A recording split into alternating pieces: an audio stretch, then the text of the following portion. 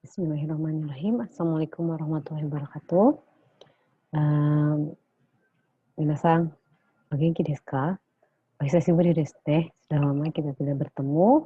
Pada kesempatan kali ini saya akan menjelaskan sedikit, kan minasan sudah mengumpulkan tugas tentang membuat kerangka, kerangka rencana penelitian yang sudah minasan unggah di assignment.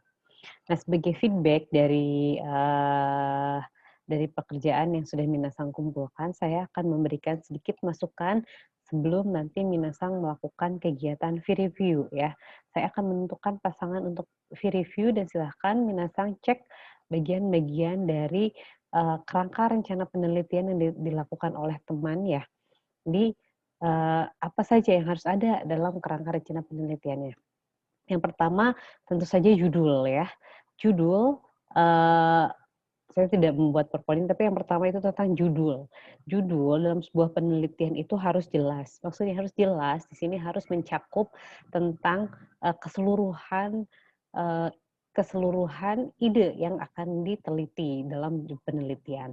Misalnya jumlah variabel apa yang akan diteliti dalam penelitian ini. Metode, ada kalanya metodenya ditulis langsung dalam judul. Misalnya korelasi antara penelitian eksperimen antara atau misalnya analisis makna antara, analisis penggunaan antara variabel satu dengan variabel lain. Jadi dalam penulisan judul, Minasang harus memperhatikan, variabel satu atau variabel 2 yang ada dan juga metodologi. Ada kalanya juga subjek penelitian di dalam judul juga tertulis. Bisa dijadikan sebagai, anak judul untuk subjek penelitiannya, atau bisa dijadikan dalam satu judul secara keseluruhan. Jadi yang pertama yang sangat penting dalam membuat rencana itu adalah judul. Nanti silahkan Anda mengoreksi untuk, tugas-tugas dari teman-teman Anda, apakah judulnya sudah ada atau belum. Lalu perhatikan, metode analisis. Metode analisis yang digunakan apakah sudah tercantum dalam judul, berapa variabel yang ada dalam judul, misalnya variabelnya satu atau variabel 2 gitu ya. Kemudian subjek. Subjek penelitian biasanya dicantumkan juga dalam judul. Yang kedua adalah yang harus diperhatikan adalah latar belakang masalah. Latar belakang masalah di sini harus Minasak sajikan seobjektivitas mungkin. Jadi jangan ada subjektivitas atau asumsi. Misalnya kalau menurut pendapat saya, tolong hindari pendapat pribadi saat mengemukakan, latar belakang masalah. Bisa ditambahkan untuk mengurangi subjektivitas, misalnya Minasang melakukan penelitian pendahuluan gitu ya. Jadi tolong hindari, subjektivitas terhadap sesuatu. Misalnya, "Mata kuliah ceramah itu monoton." Kata siapa mata kuliah ceramah monoton? Ada wawancara terlebih dahulu nggak? Atau menurut teori siapa kalau ceramah itu monoton? Karena belum tentu ceramah itu untuk misalnya, pelajaran matematika, ceramah itu mungkin paling cocok gitu ya. Jadi jangan, men-judge langsung metode ceramah itu monoton. Kebanyakan, untuk apalagi ya metodologi-metodologi penelitian-penelitian yang berhubungan dengan metode pengajaran, media pengajaran itu selalu mendiskreditkan metode ceramah gitu ya. Metode ceramah itu metode yang monoton, kata siapa gitu. Karena ini harus, minimalisir ya objektivitasnya atau mendiskreditkan, eee, suatu mata kuliah atau suatu metode. Jadi kalau misalnya mau menguraikan fakta-fakta tersebut harus sesuai dengan fakta dan sajikan seobjektivitas mungkin, tidak subjektif gitu ya. Kemudian yang kedua, urgensi atau problem dari penelitian ini apa? Masalah, itu yang harus dijadikan acuan. Misalnya Minasang, meneliti tentang sinonim, meneliti tentang persamaan makna. Masalahnya apa sih kalau, mahasiswa misalnya tidak paham dengan makna itu apakah urgent atau tidak? Kemudian masalah lain gitu ya, bukan hanya urgensi atau problem dan juga ini yang harus Minasang, kemukakan dalam sebuah latar belakang masalah. Apa urgensinya? Apa masalah utama dalam penelitian ini. Kenapa penelitian ini penting untuk diteliti? Kalau nggak diteliti, jadi nanti efeknya bagaimana? Ini harus dijelaskan. Tidak hanya berupa penjabaran saja gitu ya. Tidak hanya sebuah penjabaran dari teori-teori sebelumnya, tapi harus ada urgensi atau problem atau masalah yang diangkat dalam latar belakang masalah. Kemudian ini ada perbedaan dengan penelitian sebelumnya atau riset gap ya. Ini harus dikeluarkan juga, dimunculkan juga. Kenapa? Agar bisa terlihat kebaruan dari penelitian Minasang.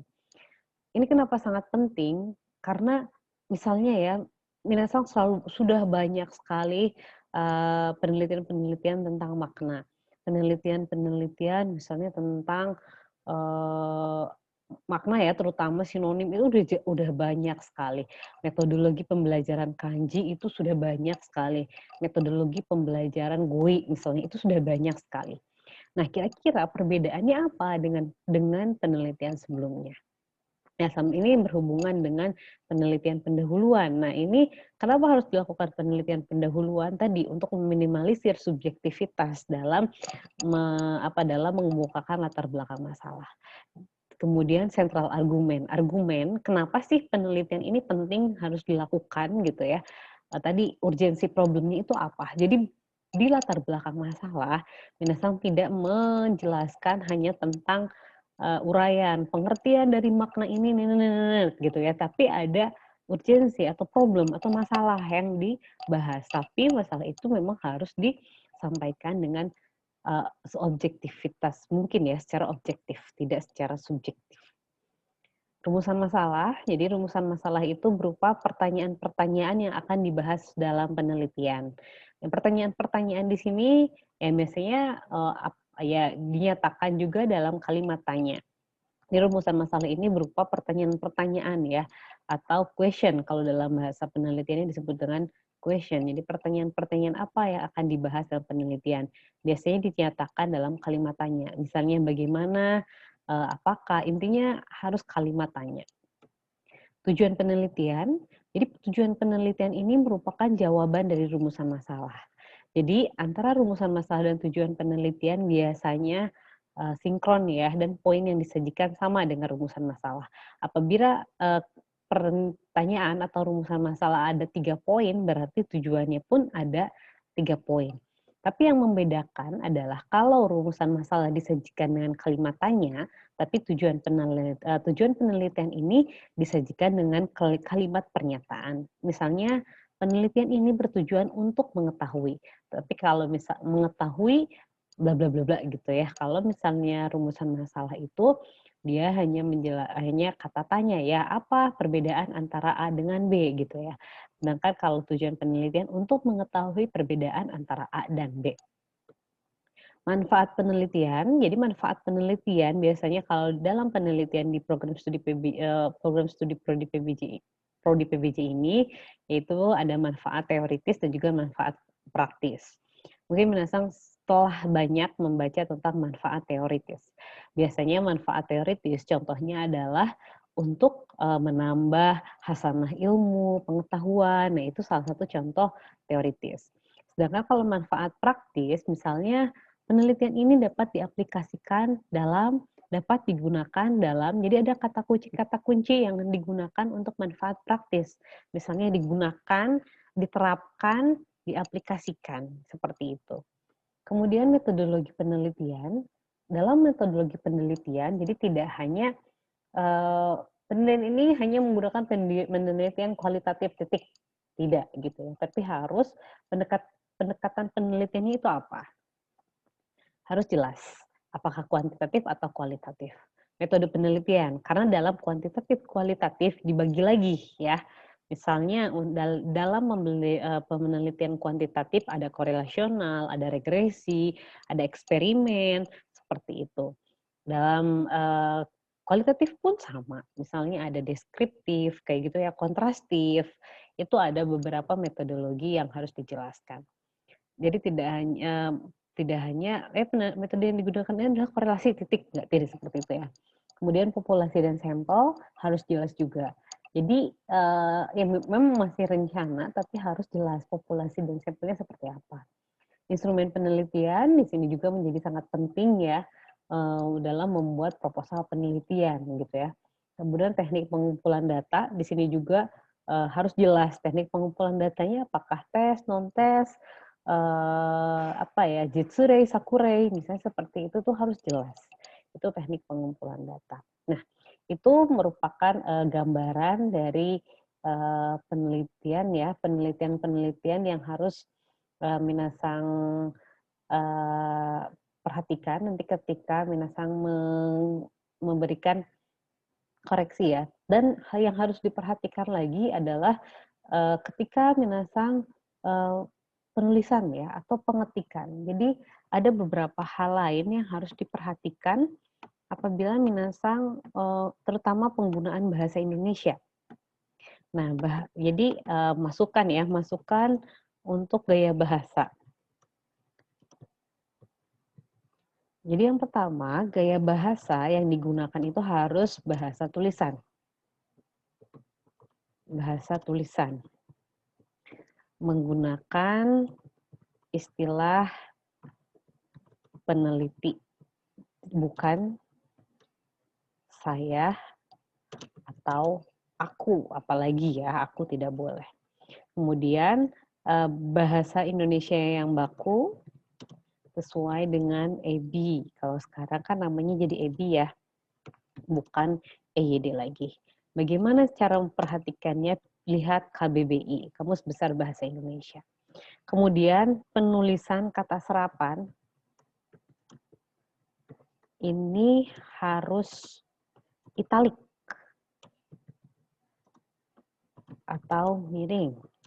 Misalnya, Shokyu Nihongo. Shokyu Nihongo itu harus ditulis secara italik karena Shokyu Nihongo ini bahasa serapan. Kapital. Penulisan huruf kapital. Huruf kapital ya. Bahasa Jepang. Kemudian imbuhan di. Penggunaan imbuhan di. Ini yang paling banyak salah ya di antara dalam semua penelitian atau proposal atau skripsi bahkan yang sudah jadi itu kebanyakan memang penggunaan imbuhan di. Jadi kalau di ditambah dengan kata kerja itu disatukan. Misalnya dimakan, disimpan, dijual, itu disatukan. Ya, itu kalau ditambah kata kerja itu disatukan ya, misalnya dimakan, disimpan, dijual, diminum, dibeli, diteliti, ini semua. Nah, kalau ditambah kata keterangan tempat atau waktu, itu dipisah. Ya, contohnya adalah di rumah, di kos, kemudian di restoran, di prodi PBJ. Nah, masukkan lagi untuk gaya bahasa. Harap menggunakan kalimat aktif. Menggunakan kalimat aktif. Apa itu kalimat aktif? Ada subjek, predikat, objek, dan keterangan. Ini yang sangat penting ya. Jadi jelas subjek, predikat, objek, keterangan dalam setiap kalimat itu seperti apa. Karena kadang-kadang minasang sangat suka membuat kalimat-kalimat panjang. Kalimat-kalimat apa ya? Kalimat-kalimat yang kalimat majemuk gitu ya sehingga kalimat yang disampaikan tidak lugas. Ya, sampaikanlah dalam kalimat aktif ya, subjek, predikat, objek harus jelas. Oke, seperti itu. Nah, silahkan setelah ini minasang peer review ya, melakukan peer review dengan teman ya. Jadi yang pertama periksa, eee, judul penelitian, yang kedua, latar belakang masalah,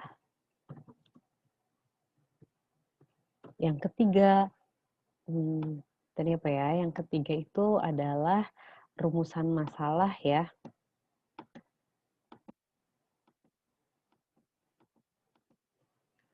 rumusan masalah, kemudian tujuan penelitian, kemudian, eee, manfaat penelitian, kemudian metodologi metodologi penelitian, dan yang terakhir gaya bahasa. Silahkan Anda mengoreksi, keempat ini ya. Jadi yang pertama periksa judul penelitian, yang kedua latar belakang masalah, yang ketiga rumusan masalah, yang keempat tujuan penelitiannya apa, yang kelima manfaat penelitian, metodologi penelitian, yang terakhir gaya bahasa. Silahkan Anda membuat catatan ya di masing-masing lembar kerja yang sudah dibuat oleh teman-teman. Oke, demikian kalau ada pertanyaan silahkan bisa menghubungi saya atau bisa komentar di bawah video ini.